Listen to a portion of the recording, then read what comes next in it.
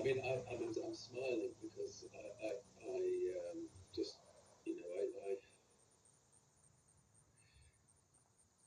as you develop and as one develops and changes one's perception of everything, and you touch on this in different ways in the book as well, and the fact that this is that vibration, and therefore everything hinges on the vibration and the resonance that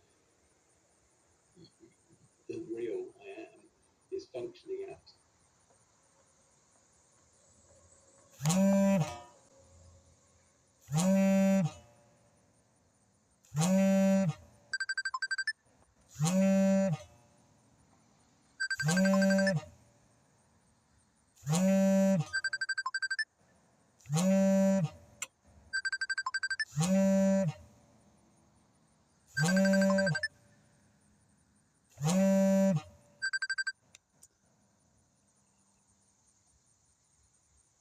If we can access it, if the closer we can get to it, I think in our last interview you described it as getting closer and closer to that I am, that true essence that is, and therefore functioning at that level and enabling that resonance to change, which is really what the whole process is about. I was thinking that one of the things that we've got right now, reducing its ability to speak for itself, that seems to be a kind of a theme that's occurring. Whether or not that's happening in your experience of reality, I don't know. It would be interested to know. But an aspect of this that crosses my mind is that there was a comment from somebody about the last conversation was that free spirit, the more you get closer to detachment, because we talked a lot about detachment last time, the more you get closer to detachment, the more the ego mind fights back for control and makes itself more obvious. Now, to me, the way that a lot of the forces around us are exercising themselves at the moment, they are clamping down, and that's like the ego fighting back, trying to maintain the status quo. Is that how you would kind of perceive that sort of ongoing battle? Yeah. I mean, absolutely. I think that's a great analogy. I mean, that's what we're seeing here. It's literally what's going on inside us is reflected back in our so-called outer world. I think the key thing to understand themselves, and that's what subconscious programming is. That's the voice in the head. Now, if we can all step back for a second and really look at that, we start to understand that the ego mind identity is the matrix itself, that we stop ourselves, the harsh inner critic, our inner judgment. We are the ones that are stopping ourselves. And you see how insidious and brilliant this actually is. So not only do we hold ourselves in bondage, we then do it to everybody else. And so by uncovering these limiting beliefs, the voice in the head, right? When we start to uncover the root cause of these things and we see it clearly, we can delete it. And as we delete each one of these programs, like an unwanted program upon the computer, there's an inner shift. And that inner shift relates to what you were just talking about a higher frequency, a higher vibration. More of the I am is now present. And that, for me, vibrational engineering, our reality is formed based upon our vibration. It's not formed any other way. There's nothing here, Tim. There's nothing here, Tim. It's just like undifferentiated stem cells.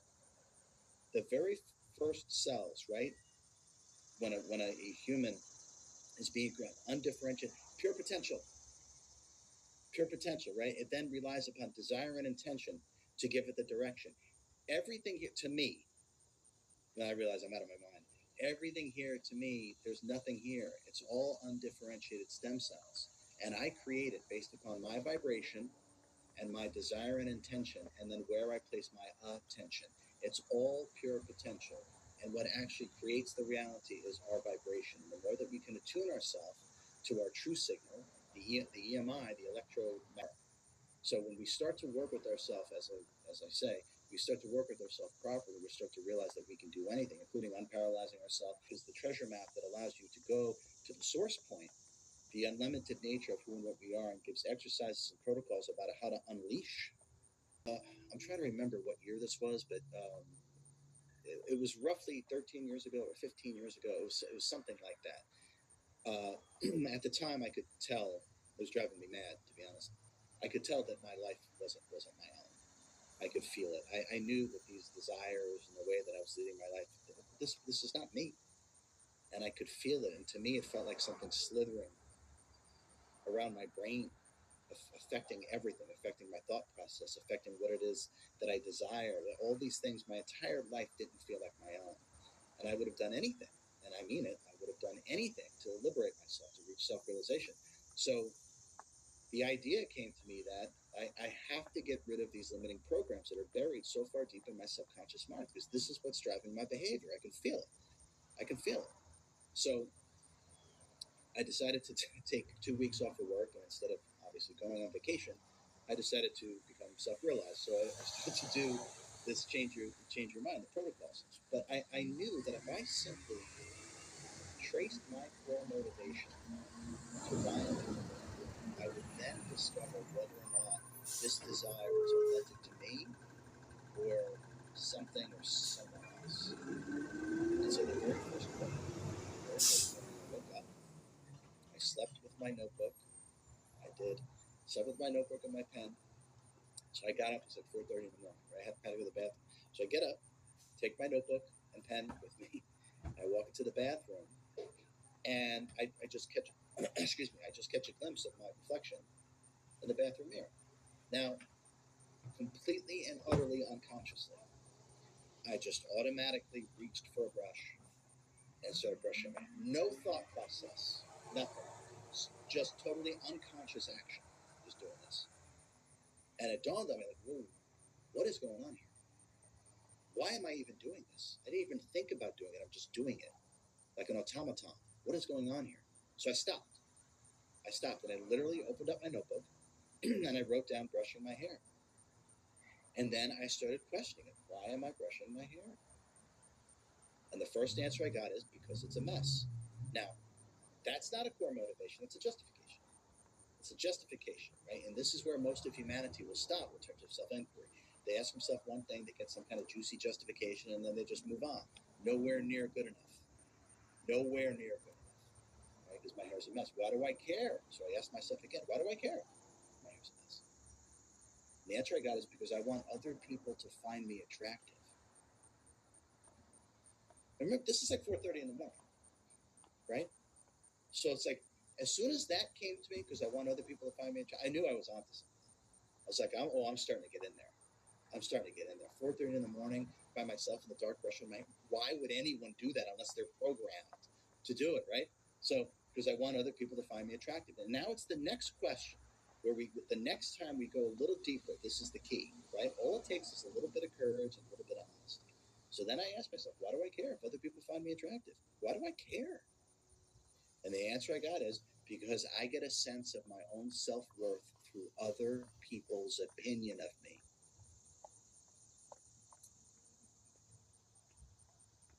In that second, there was a gigantic inner shift. Gigantic. It's like the I am just went, and a program within my mind got deleted. Just got deleted, and I could feel it. I became like a wild man. I knew that in 2 weeks I'm going to delete all these things, and all I did was investigate what would seem like a completely and utterly meaningless activity or behavior. Brushing your hair, right? Things that we do all day long with no thought process.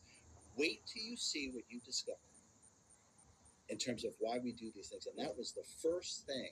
That was the very first one. And that was all I needed to continue to do it for 2 weeks. It's quite a demanding process that once you start it, and you say all it takes is a little bit of courage and a little bit of honesty. Mate, I think you better change the way you address that. I think it requires a lot of courage and a lot of honesty. I really do. I mean, you must have seen people from all over with all sorts of issues doing this exercise and seeing the amount of racking of the egoic self that takes place when you're doing it. Yeah, the little bit of honesty, a little bit of courage, right? So The reason why I frame it that way, Tim, is because this is just you, right? You don't have to put on risk for somebody else. You're not talking to your mom, your dad, a therapist. You're not in front of a big room, right? Where we kind of, I don't know if I can be honest. This is just you and a notebook. That's all it takes, and the right questions. That's all it takes. Why do I feel this way? Why do I think this way? That's why I totally understand what you're saying, but that's why I frame it that way as opposed to these other circumstances where that might be totally overwhelming for people, right? A big room, the therapist, the this or that, whatever. Courage, dedication, honesty, right? Once you have that, I mean, there's nothing that you can't do, and you're simply just asking yourself, why do I think this way? Why do I feel this way? And every time you get to the core motivation, you will tangibly experience more of what you are every time. And as soon as what I found, not just with myself, but all these people thousands of people that I've done this with, as soon as they start to taste it, Tim, they become ravenous. Ravenous. Because the limitations are starting to leave, and the power and the freedom of what we really are starts to become more and more tangible. And then once you taste that authenticity, nothing inauthentic will ever satiate you again. And that's why the programmed egoic mind starts to leave, because it's not good enough anymore. It's not good enough anymore. And as soon as we taste just a little bit, and that's really the key, to just be honest and courageous enough to get a taste of the truth, and then that's the only thing that will ever satiate you. And and one of the things is that there's a danger that people can think, well, that's a huge step. What they're talking about, from where I am now to this fractal of God, that's a massive step.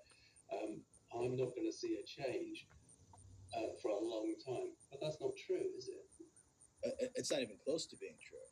It's not even close to being true. We all are the I am. We all are the fractal of God. All of us, right? It's just that our attention has been on everything other than that. And these exercises bring your attention back onto who and what you really are. And when people say to themselves, torturing themselves with their own imagination, when people say to themselves, I'm so far from that, this is going to be so difficult, that's a singular perspective. That's not what is. That is an energetic placeholder, is how I like to call it, Tim. So it's a singular perspective. We're putting our energy on this one singular perspective and making that out to be the end all be all. It's just a singular perspective. Take that energy and put it on something else. Then all of a sudden, that singular perspective that you had a moment ago is gone, and it no longer has any gravitas. So that's all that is. None of us are far. None of us are far from this. That's why it's 14 days. I mean, think about it. 14 days. I didn't say 14 years, right? And say you gotta come live with RJ for 14, right? Like old school, sit with the guru, whatever. Not 14 days being dedicated and honest. The liberation is tangible, and we are always the I am, Tim. There's no such thing as being far away from that. It's an energetic placeholder on a singular perspective